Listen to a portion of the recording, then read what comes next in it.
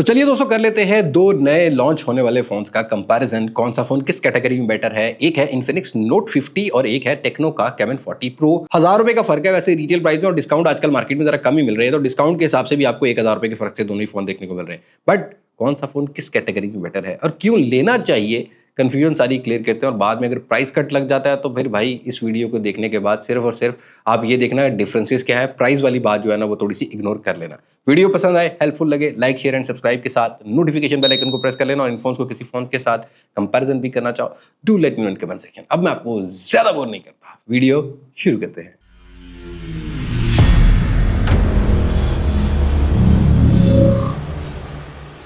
थोड़ा सा to the point रहते हैं। लुक वाइज सबसे पहले अगर हम देखते हैं तो इन्फिनिक्स की ये इंप्रूवमेंट है कि इन्फिनिक्स ने अपने फोन के अंदर एक एल्यूमिनियम फ्रेम दिया है, एंटारा बेंड्स दिए हैं जो कि इसको एक प्रीमियम फील कराता है। लिटरली अगर इस फोन के फ्रेम को आप S24 सीरीज सैमसंग की जो है उससे कंपेयर करोगे तो आपको वही फील आती है एल्यूमिनियम फ्रेम की, जहां पर टेक्नो के अंदर आपको एक प्लास्टिक फ्रेम मिलता है। थिकनेस और वेट का डिफरेंस होगा और लुक का फर्क होने वाला है। अब इन्फिनिक्स एक बड़ा सा कैमरा मॉड्यूल लेके आता है, जहां पर टेक्नो के अंदर एक स्वान, वो जो होते हैं ना परिंदे, उस जैसा आपको एक कर्ट देखने को मिल रहा है। दोनों ही फोन्स अपने अपने पर्सपेक्टिव के हिसाब से एक अच्छी अपीलिंग लुक लेके आते हैं। दोनों ही फोन्स की बैक साइड प्लास्टिक के मिक्सर से बनी हुई है, मैट फिनिशिंग में है, अलग अलग कलर्स मिल जाते हैं depending on your priority, smudges नहीं कैच करते हैं, बट थिकनेस में फर्क है। इन्फिनिक्स का फोन थोड़ा थिक फील होगा क्योंकि फ्लैट बॉडी और एक एल्यूमिनियम फ्रेम है। यहाँ पर आपको थिकनेस जो है 7.6 mm की देखने को मिलेगी और टेक्नो में 7.3 mm की है, क्योंकि ये फ्रंट पे भी कर्व्ड है और बैक साइड से भी थोड़ा सा कर्वी है, तो इन हैंड फील जरा ना आपको स्लिम फोन की आती है। वेट में इन्फिनिक्स आपको थोड़ा सा हैवी वेट फील होगा बिकॉज एल्यूमिनियम फ्रेम के साथ वेट 200 ग्राम हिट कर लेता है विदाउट कवर। कवर लगाओगे तो 10-15 ग्राम ऐड हो जाता है, थोड़ा सा हैवी वेट और बल्कि फील होने वाला है। लेकिन वहां पर टेक्नो थोड़ा सा लाइट वेट है, 178 ग्राम का वैसे वेट है विदाउट कवर, और इसके अंदर जो कवर आता है वो थोड़ा सा प्लास्टिक वाला आता है, हार्ड शेल केस आता है, उसको लगाओगे तो 15 ग्राम उसका भी ऐड होता हुआ आपको मिलेगा। इन हैंड फील दोनों ही फोन्स की प्रीमियम है, बट डिफरेंस कहां पर आता है, एक आईपी रेटिंग का बहुत बड़ा डिफरेंस है। अब दोनों फोन्स के अंदर आपको आईपी रेटिंग मिल तो जाती है। इन्फिनिक्स जो है IP65 की रेटिंग लेके आता है, मतलब स्प्लैश और डस्ट रेजिस्टेंस लेके आता है। वाटर प्रूविंग नहीं है, अंडर वाटर फोटोज वगैरह अपनी गारंटी भी कैप्चर करनी हो तो कर लेना, लेकिन नहीं करेगा। ओके, गारंटी कंपनी क्लेम नहीं करेगी। बट जो टेक्नो कैमन 40 प्रो है ये IP68-69 की रेटिंग लेके आता है। 80 डिग्री का बॉइलिंग वाटर भी बियर कर सकता है और अंडर वाटर फोटोज भी कैप्चर कर सकता है, और अराउंड कुछ आधा घंटे का तो आराम से आपको अंडर वाटर जो है ना, अगर पानी गिर जाता है लेट सपोज तो यहाँ पर वाटर प्रूफिंग मिलती है, तो ये एडवांटेज टेक्नो कैमन 40 प्रो को जाता है। बट बिल्ड और अपीलिंग लुक की मैं बात करता हूं तो डेफिनेटली दोनों फोन्स अपना अपना पर्सपेक्टिव लेके आते हैं। टेक्नो में एक वन टैप बटन जो है लेफ्ट साइड पे मिल जाता है, मतलब इससे आप इसका AI असिस्टेंस वगैरह यूज करना चाहो वो कर सकते हो, जो कि इन्फिनिक्स में नहीं मिलता। इन्फिनिक्स में आपने इसकी ऑन ऑफ की को यूज करना है। मुझे पर्सनली थोड़ा सा यहाँ पर फ्रेम के हिसाब से, in hand feel, flat body के हिसाब से इन्फिनिक्स नोट 40 बेटर लगा है। टेक्नो कैमन 40 प्रो में वही कर्व स्क्रीन जैसा कि टेक्नो कैमन 30S था, बस उसमें राउंड कैमरा मॉड्यूल था, वही फील आई है टेक्नो कैमन 40 प्रो में। बट भाई डिस्प्ले को लेके बिल्कुल भी कंफ्यूज नहीं होना, पहले अपनी प्रायोरिटी देखनी है कि आपकी अपनी प्रायोरिटी क्या है, कर्व स्क्रीन या फ्लैट स्क्रीन। अब दोनों ही फोन्स अलग अलग पर्सपेक्टिव लेके आते हैं। इन्फिनिक्स का फ्लैट बॉडी प्रोफाइल है, हाँ यहाँ भी जब स्क्रीन ऑफ होती है तो फील आती है कोई सैमसंग का प्रीमियम फोन है, ये एक चीज इन्फिनिक्स को एडवांटेज आता है। जहां पर टेक्नो के अंदर हमें कर्व स्क्रीन मिलता है, स्क्रीन साइज सिमिलर है। रिफ्रेश रेट का ये डिफरेंस है कि इन्फिनिक्स के अंदर कंपनी ने ये मेंशन किया है कि ये 144 हर्ट्ज का रिफ्रेश रेट है, बट सिर्फ सेटिंग में काम करता है। बाकी जितनी भी एप्लीकेशन हमने एक्सपीरियंस किया है वहां पर 120 हर्ट्ज ही काम करता है, जो कि मैंने अनबॉक्सिंग में बताया था। और जहां पर टेक्नो की बात करते हैं 40 प्रो जो है ये 120 हर्ट्ज का रिफ्रेश रेट लेके आता है। अब कर्व स्क्रीन में थोड़ा सा बेजल एक्सपीरियंस बेटर हो जाता है। वैसे अगर हम ऑन पेपर देखते हैं तो 90% का स्क्रीन टू बॉडी रेशियो हमें टेक्नो के फोन में मिलता है, जहां पर 0.4% इन्फिनिक्स के फोन में ज्यादा है, 90.4% इन्फिनिक्स लेके आता है। आउटडोर विजिबिलिटी 1300 का पीक ब्राइटनेस दोनों ही फोन्स में मिलता है। ऑप्टिकल फिंगरप्रिंट सेंसर के साथ साथ 10 सेकंड का ऑलवेज ऑन डिस्प्ले है। लेकिन एक डिफरेंस हमने ये फील किया है कि इन्फिनिक्स के फोन में कुछ एप्लीकेशंस में एनिमेशंस का डिले है, मतलब एनिमेशंस नहीं है, जो कि टेक्नो के फोन में उस हिसाब से है। हो सकता है कि ये अपडेट के थ्रू सॉल्व भी कर लिया जाए।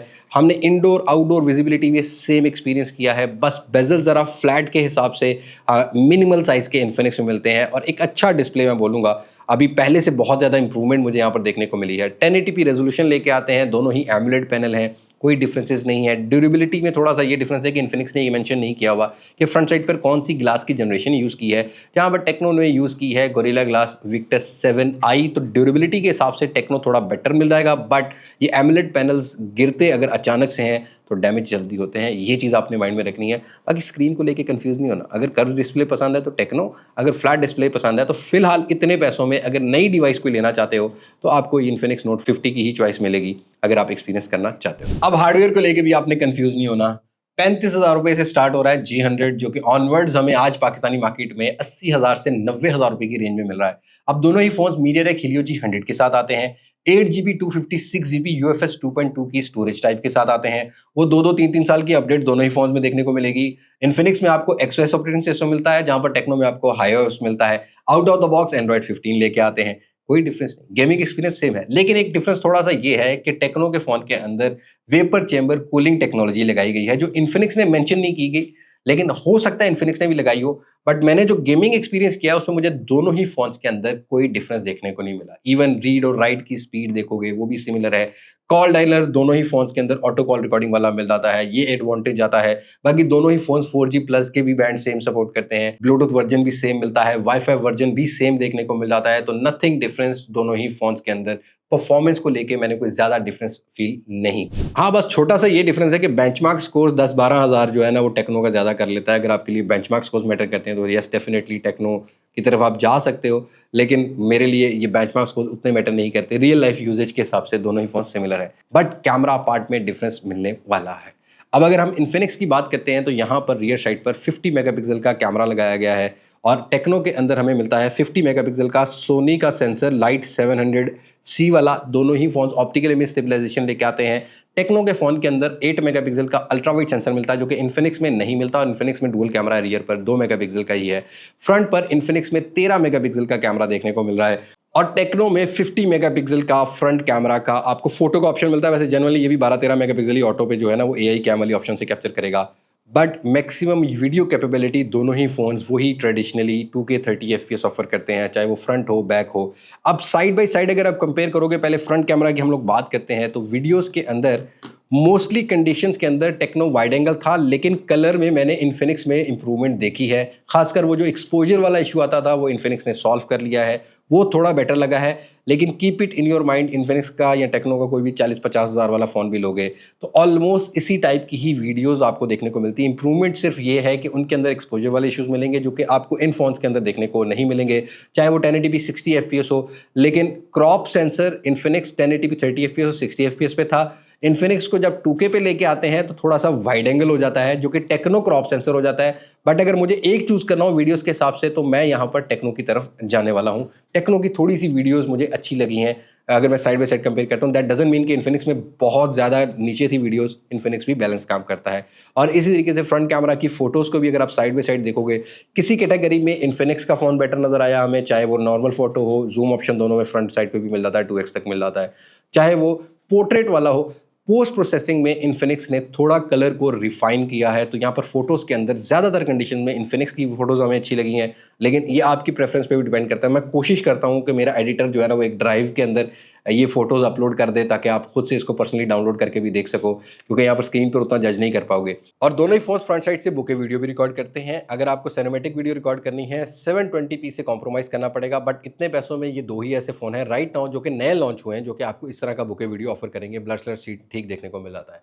रियर कैमरा को साइड बाय साइड कंपेयर करते हैं, ऑप्टिकल इमेज स्टेबलाइजेशन प्रॉपर्ली मुझे टेक्नो के फोन में काम करती हुई नजर आई है। किसी किसी कंडीशन में थोड़ा बहुत शेक जरूर था।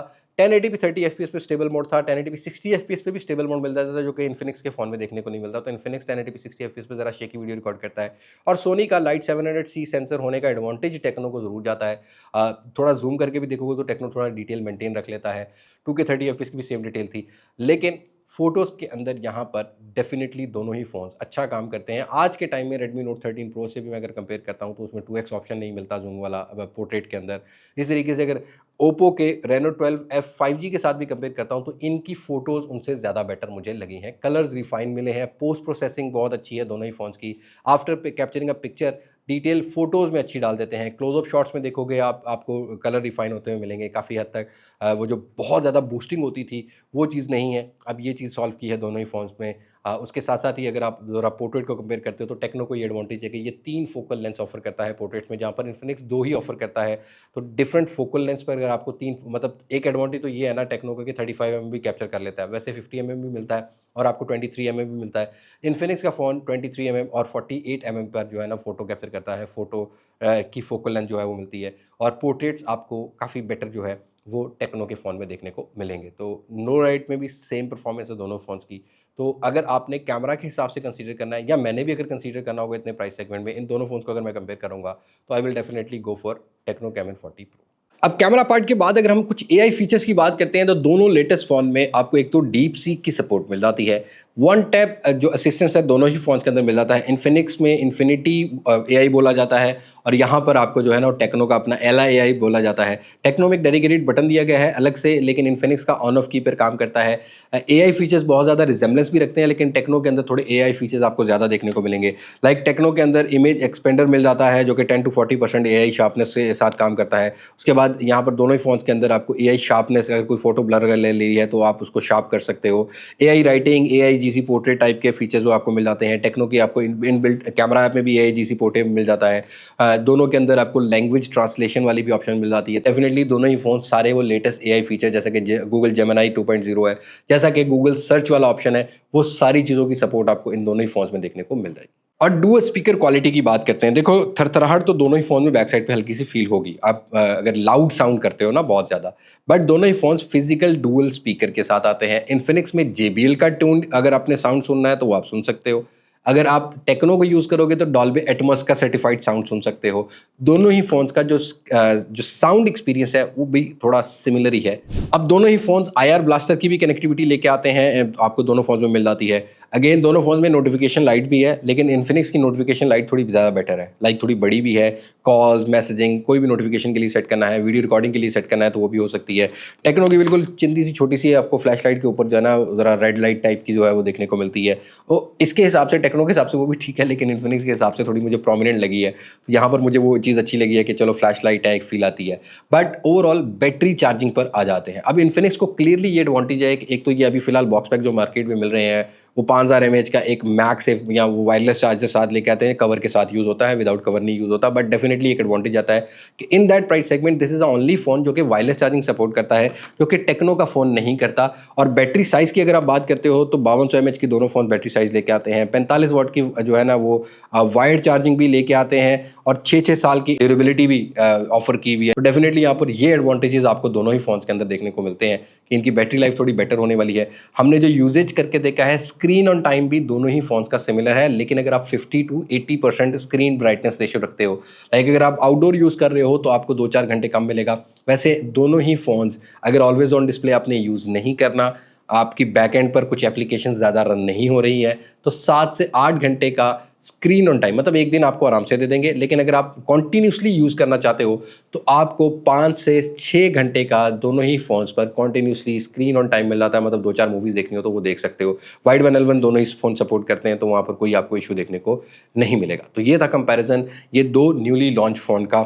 लुक आपकी अपनी प्रेफरेंस है, डिस्प्ले भी आपकी अपनी प्रेफरेंस है, बट कैमरा कैटेगरी में टेक्नो को एडवांटेज जाता है, वायरलेस चार्जिंग में इन्फिनिक्स को एडवांटेज जाता है, और बिल्ड क्वालिटी में मैं ये एडवांटेज देना चाहूँगा एल्यूमिनियम फ्रेम से एक प्रीमियम फील के साथ इन्फिनिक्स के फ़ोन को। तो डिसाइड आपने करना है कि आपकी अपनी क्या प्रेफरेंस है। मेरी अगर प्रेफरेंस होगी कैमरा, कर्व स्क्रीन और थोड़ा सा स्लिम डिज़ाइन, तो टेक्नो 40 प्रो की तरफ जाऊंगा। लेकिन अगर मुझे कोई लेटेस्ट ऐसी डिवाइस चाहिए जो फ्लैट बॉडी प्रोफाइल पे हो, एक महंगे फ़ोन की फील प्रोवाइड करता हो, साथ ही साथ वायरलेस चार्जिंग ऑफर करता हो, जो कि हमें 1.5 से 2 लाख वाले फ़ोन ज़्यादातर ऑफर कर रहे होते हैं, तो डेफिनेटली इन्फिनिक्स को ये एडवांटेज जाता है। तो आप मुझे कमेंट सेक्शन में बताइएगा कि आपकी क्या चॉइस रहने वाली है, क्या नहीं। और एक रियलिटी को आपने भी फेस करना है और मैंने भी करना है कि right now these are only 2 options जो कि बॉक्स पैक लॉन्च हुई हैं 60 से 65 हज़ार में। बाद में प्राइस कट लग जाए वो अलग बात है। इनके अलावा कोई भी इस स्पेसिफिकेशन में आपको जो है वेरिएंट फिलहाल नहीं देखने को मिलेगा। अलग अरे कल ही प्राइस कट लग जाए, अगर आप थोड़े दिन नहीं लोगे तो लग जाएगा। बहरहाल आपने ब्लैक मार्केट में कोई फ़ोन बाय नहीं करना और अपना राय कमेंट सेक्शन में ज़रूर शेयर करनी है। बस आज की वीडियो में इतना ही है। मुलाकात होगी नई वीडियो में किसी नई अनबॉक्सिंग, किसी नए रिव्यू, किसी नए कंपैरिजन के साथ। तब तक मुझे दें इजाज़त। मैं हूँ लिबास मासिक से, पाकिस्तान जिंदाबाद। अल्लाह हाफ़िज़।